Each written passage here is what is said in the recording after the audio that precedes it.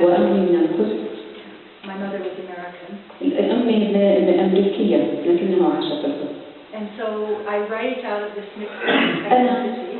أكثر من هذه الهوية الممتزجة. And the poem I'm going to begin والقصيدة التي سأقرأها that was selected for the Mamilla Festival والتي اخترتها لمهرجان ماميلا is a poem that comes out of my family experience. هي قصيدة تنبع من تجربتي العائلية.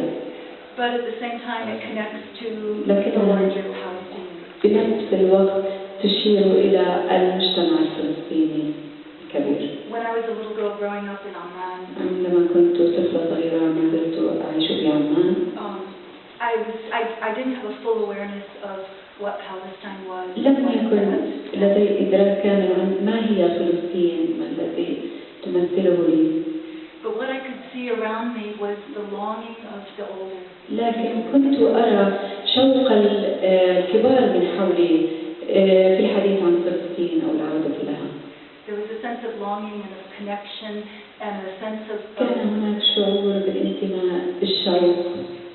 And when people would come from the West Bank or from Jerusalem, they would always bring something of Palestine with them. وعندما كان يعني الناس يزوروننا من الضفة الغربية كانوا يجيبوا معهم هدايا لها علاقة بفلسطين. They would bring plants. So in our garden we had a grapevine from Palestine. مثلا مزروعات فإحنا كنا نزرعها هاي المزروعات يجيبوها معهم من فلسطين إلى عمان نزرعها في بستاننا عشان يكون عندنا إشي موجود حي من فلسطين. So everything had such great valence, such great meaning. كل شيء كان هذا يمنينا الكثير. And I could see also, and one thing that I was aware of was that the older people wanted above all to be buried in Palestine. وأهم شيء كنت أشوفه إنه الكبار في العمر كل ما جلنا كانوا يتمنوا إنه يدفنوا في فلسطين. And when my own father died, we tried very hard to bring him to Palestine. وأنا لما توفى والدي حاولنا جاهدين إنه نجيبه وندفنه في فلسطين. We didn't succeed, and I tried to write a poem about it, and I could not. لم ننجح بذلك. حاولت أكتب قصيدة في هذا الموضوع بس حتى لم أستطع. But what I ended up writing about was a poem about the experience of an older family member, and this poem represented the larger longing of Palestinians. ولكني نجحت في كتابة قصيدة عن أحد كبار العائلة من عائلتي واللي هي بتمثل اللوعة الفلسطينية وبتمثل فلسطين بشكل عام. This poem is called Teta Bahia. واسمها تيتا بهية هذه القصيدة. The epigram is for that generation. Teta Bahia was light in the bones and older than anyone, hands stained with brown spots, flesh so dry it folded in ridges. Her touch was like jasmine flowering at night, secret lights flow through the tough brown vine.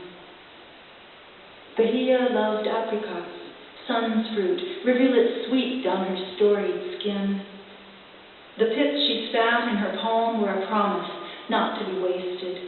Cracked, you could eat the firm white heart within, planted, seed pledged to grow. Bahia was like all the old ones, longing for earth and the light of Al-Aqsa, olive trees rooted on hills, prayers under breathing. Their eyes were pathways, marked out and empty, at least to be buried there, earth-craving bones in a final planting. Like all of them, she took packets of tissue-wrapped seeds, each with its story, in drawers behind clocks on shelves, to plant in the better time, inshallah. Meanwhile, travelers eastward brought cuttings, sprigs in the luggage, olive and plum, bitter orange and sweet black grape. She didn't want much in death, just a place to rest. She was lucky, had the papers, could cross. But when Bahia died, the soldiers dumped her body without ceremony on the concrete floor, probed roughly into sheltered crevices of her stiffened corpse. They expected contraband, money, munitions, anything but death. They found what they should have expected. What light remained in her bones, still beyond desecrating hands, shown, hidden, and private. When you look, you find seeds, dusty and shriveled, ground shells fragile like ancient bones. You remember how to lay kernels in earth, pour water, wait for the green shoot thrusting, amazed how seeds harbor their light within. Bahia's bones lie buried in girlhood soil. You watch for that steady emanation of light. You learn how to wait